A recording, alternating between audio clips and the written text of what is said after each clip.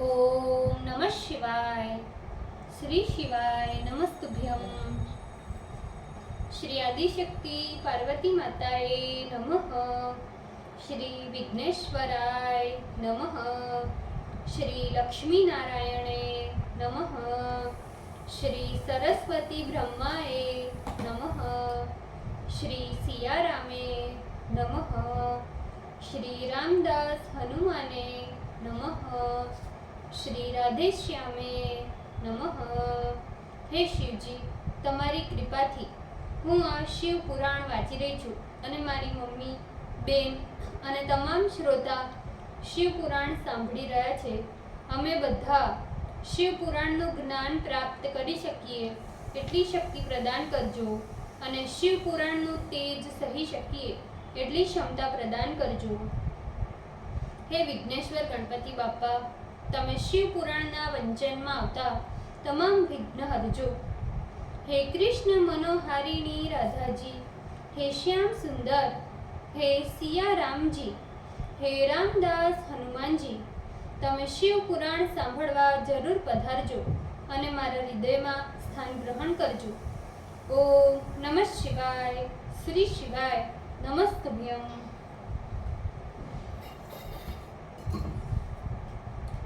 द्वितीय संहिता विश्वम अध्याय page number 277। Kuber का कैलाश गमन एवं शिव के साथ मित्रता। ब्रह्मा जी बोले, हे नारद, अब तुम जिस प्रकार कुबेर के तपोवन से भगवान शंकर पर्वत श्रेष्ठ कैलाश पर निवास करने के लिए गए, उस वृतांत को सुनो. कुबेर के वरदाता भगवान शंकर उन्हें निधियों के रक्षा का वरदान देकर अपने श्रेष्ठ स्थान में जाकर विचार करने लगे.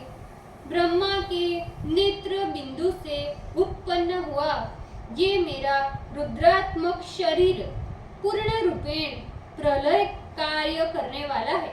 अतः मैं उसी रुद्र रूप से गुह्यकों के निवासभूत कैलाश को जाऊंगा. ये पूर्णांश रुद्र मेरे हृदय से प्रकट हुए हैं, जो सर्वथा निष्कल एवं निरंजन, मुझसे अभिन्न है एवं ब्रह्मा तथा विष्णु से सर्वथा सेवनीय है. अतः मैं उसी रूप से कुबेर का मित्र बनकर कैलाश पर निवास करता हुआ महान तप करूंगा. सदाशिव की इस प्रकार की इच्छा जानकर वह रुद्र वहां जाने की उत्कुंठा से मोक्ष प्रदान करने वाली नाद रूपिणी अपनी ढक्का यानी डमरू को बजाने लगे. उस डमरू के उत्साह कारक ध्वनि से सारा त्रैलोक्य व्याप्त हो उठा. उस डमरू का वह शब्द ललकारने वाला तथा महान गंभीर था. इस शब्द को सुनते ही ब्रह्मा, विष्णु, देवता, मुनि तथा मूर्ति धारण किए हुए समस्त आगम, मंत्र, शास्त्र, निगम यानी वेद एवं सिद्ध उस स्थान पर एकत्रित हो गए. सभी देवता, राक्षस बड़े हर्ष के साथ वहां गए, जहां कहीं प्रमथ गण निवास करते थे. वे सभी महान ऐश्वर्यशाली एवं सर्वलोक नमस्कृत सभी गणेश्वर भी उसी स्थान पर जाने को उद्वत हो गए. हे नारद, उनकी संख्या मैं कहता हूँ, तुम सावधानी से सुनो. शंखकर्ण नाम का गणेश्वर 1 करोड़ गणों के साथ, केकराक्ष 10 करोड़ गणों के साथ एवं विकृत नाम का गणेश्वर 8 करोड़ गणों को लेकर एकत्रित हुआ. विशाख नाम का गणेश्वर 64 करोड़ गणों के साथ तथा परियात्रक नाम का गणेश्वर 9 करोड़ गणों के साथ, सर्वांतक 6 करोड़ गणों के साथ, दुंदुभ नाम का गणेश्वर अपने 8 करोड़ गणों के साथ वहां गया. जालंग नामक गणेश्वर 12 करोड़ गणों के साथ इस प्रकार समद तथा विकृतानन का गणेश्वर 7-7 करोड़ गणों के साथ वहां जाने को उद्वत हुए। कपाली गणेश्वर अपने 5 करोड़ गणों के साथ तथा संदारक 6 करोड़ गणों के साथ, कंडूक तथा कुंडक करोड़ करोड़ गणों के साथ जाने को एकत्रित हुए। विष्टम्भ तथा चंद्रतापन नाम के गणेश्वर 8-8 करोड़ गणों को साथ जाने को उद्वत हुए। महाकेश सहस्त्र कोटि गणों के साथ वहां आया। कुंडी, वाह, श्रेष्ठ पर्वतक, काल, कालक तथा महाकाल 100 करोड़ गणों के साथ कैलाश जाने के लिए आए। अग्निक 100 करोड़, अभिमुख 1 करोड़, इसी प्रकार आदित्य, मूर्धा तथा धनावह 1-1 करोड़ गणों के साथ कैलाश जाने के लिए वहां आए। सन्नाह 100 करोड़, कुमुद करोड़ों गणों के साथ, अमोघ, कोकिल तथा सुमंत्र 1-1 करोड़ गणों के साथ जाने के लिए एकत्रित हुए। एक दूसरा काकपाद 60 करोड़ गणों के साथ तथा संतानक गणेश्वर 60 करोड़ गणों के साथ, महाबल 9 करोड़ गणों के साथ, मधु, पिंग तथा पिंगल एवं नील 90 करोड़ गणों के साथ, पूर्णभद्र भी उतने ही गणों के साथ, महाबलवान चतुर्वक्त्र 60 करोड़ गणों के साथ कैलाश जाने के लिए आए। सर्वेश नाम का गणेश्वर 120 सहस्त्र गणों के साथ कैलाश जाने के लिए आए। काष्ठगुढ़, सुकेश तथा वृषभ नाम के गण 64 करोड़ गणों के साथ, नकुलेश एवं चैत्र नाम के गणेश्वर 7 करोड़ गणों को साथ कैलाश जाने के लिए आए। लोकांतक, दीप्तात्मा, दैत्यांतक श्री शिव का अत्यंत प्रिय गण भृंगी, ऋटि, अशनि तथा भानुक और सनातन 64 करोड़ गणों को साथ ले एवं नंदीश्वर नाम के गणाधीश 100 करोड़ गणों को लेकर वहां एकत्रित हुए। इस प्रकार महाबलवान असंख्य गणेश्वर, जिनमें प्रत्येक के सहस्त्रों सहस्त्र हाथ थे तथा जो जटा एवं मुकुट धारण किए हुए थे, सभी के मस्तक पर चंद्रमा सुशोभित हो रहा था। सभी के कंठ नील वर्ण के तथा सभी के 3-3 नेत्र, सभी गणेश्वर हार, कुंडल, केयूर तथा मुकुट धारण किए हुए थे। सभी ब्रह्मा, विष्णु एवं रुद्र की समानता करने वाले थे और अणिमादि अष्टमहासिद्धियों से युक्त थे। इस प्रकार करोड़ों सूर्यों के समान कांतिमान गणेश्वर वहां एकत्रित हो गए। ऊपर कहे गए सभी गणेश्वर तथा इनके अतिरिक्त और भी महातेजस्वी गणेश्वर अत्यंत हर्ष के साथ शिव दर्शन की लालसा से वहां एकत्रित हुए। विष्णु प्रमुख सभी देवता एवं सभी गणेश्वर सदाशिव का दर्शन कर विनम्र हो हाथ जोड़े हुए शिव की स्तुति करने लगे।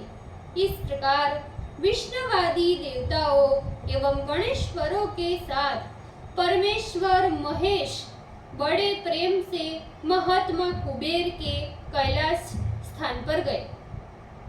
भगवान सदाशिव को कैलाश पर आया देखकर परिवार सहित कुबेर ने अत्यंत भक्ति के साथ अनेक उपचारों से आदर पूर्वक शिव की पूजा की। उसने शिव को संतुष्ट करने के लिए सभी शिव के अनुसार गणाधीशों की तथा विष्णु आदि सभी देवताओं की पूजा की। सदाशिव प्रसन्न हो कुबेर को कंठ से लगाकर एवं उनका सिर सूंघकर उस अलका के सन्निकट कैलाश पर अपने गणों के साथ निवास करने लगे। सांब सदाशिव प्रभु ने विश्वकर्मा को बुलाकर सभी देवताओं, सभी गणेश्वरों तथा सभी भक्तों के निवास योग्य स्थान बनाने के लिए आज्ञा दे दी। हे मुने, सदाशिव की आज्ञा पाकर विश्वकर्मा ने वहां जाकर बड़ी शीघ्रता से सबके साथ रहने के लिए सुंदर स्थान का निर्माण किया। उसी समय विष्णु की स्तुति से शिव जी बहुत प्रसन्न हुए। इस प्रकार कुबेर पर अनुग्रह करते हुए भगवान सदाशिव कैलाश पर्वत पर गए और वहां जाकर उन परमेश्वर ने शुभ मुहूर्त में अपने भवन में प्रवेश किया। भगवान भक्त वत्सल सदाशिव ने इस प्रकार अपने सभी भक्तों को कृतार्थ किया। तदंतर विष्णु प्रभुति सभी देवता, सभी मुनिगण एवं सिद्ध गणों ने प्रसन्नता के साथ शिव का अभिषेक किया। सभी ने नाना प्रकार के उपहारों से शिव का पूजन, आरती तथा नाना प्रकार के उत्सव किए।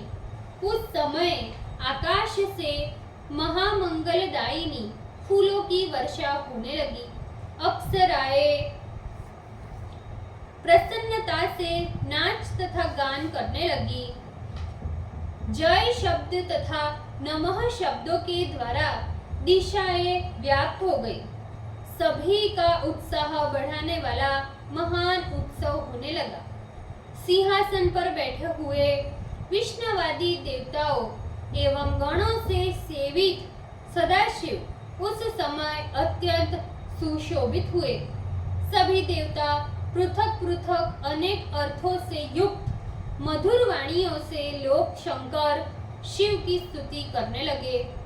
सर्वेश्वर प्रभु सदाशिव ने स्तुति से प्रसन्न होकर सभी को मनोअभिलाषित वर दिया।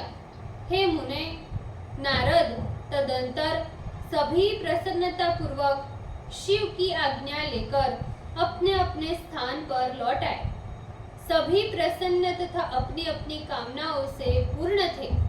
शिव जी ने मुझे तथा विष्णु को आसन पर बिठाकर प्रीति तथा अनुग्रह से संबोधित करते हुए कहा, हे विष्णु, हे ब्रह्मन, तुम दोनों सुरत्तम तीनों लोकों की सृष्टि तथा उसके संरक्षण में परायण हो, अतः मेरे अत्यंत प्रिय हो। अब तुम लोक निर्भय होकर अपने अपने स्थानों को जाओ। मैं सर्वदा तुम लोगों को सुख प्रदान करता रहूंगा और विशेष रूप से निरीक्षण करता रहूंगा। शिव जी के ऐसे वचन सुनकर हम लोगों ने उन्हें प्रेम के साथ प्रणाम किया।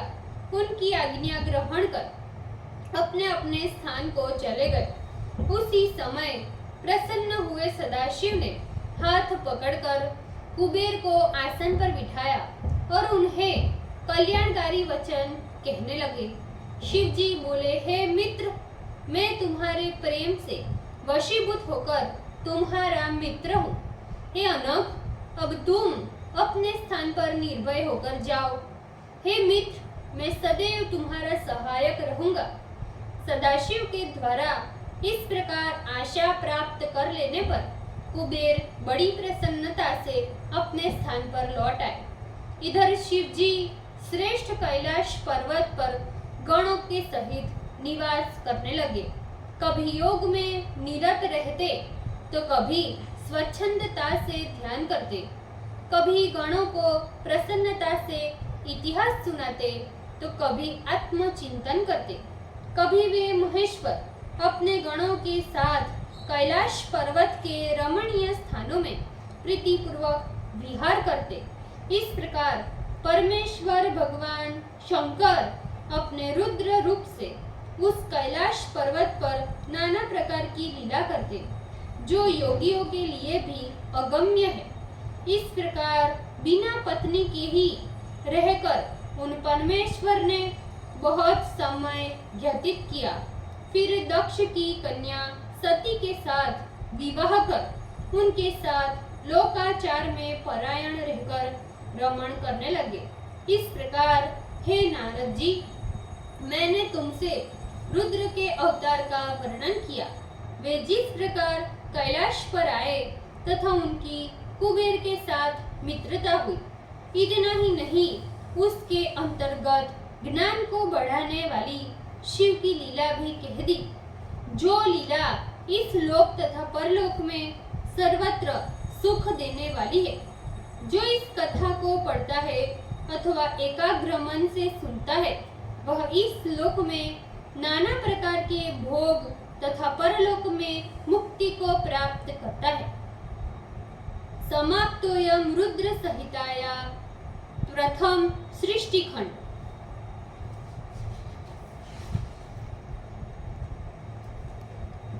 ओम नमः शिवाय। श्री शिवाय नमस्तुभ्यम। भूल चूक माफ करजो शिवजी, कृपा રાખજો। આજના શિવપુરાણના વંચનનું પુણ્ય મને પ્રદાન કરજો શિવજી। ઓમ નમઃ શિવાય। શ્રી શિવાય નમસ્તુભ્યમ।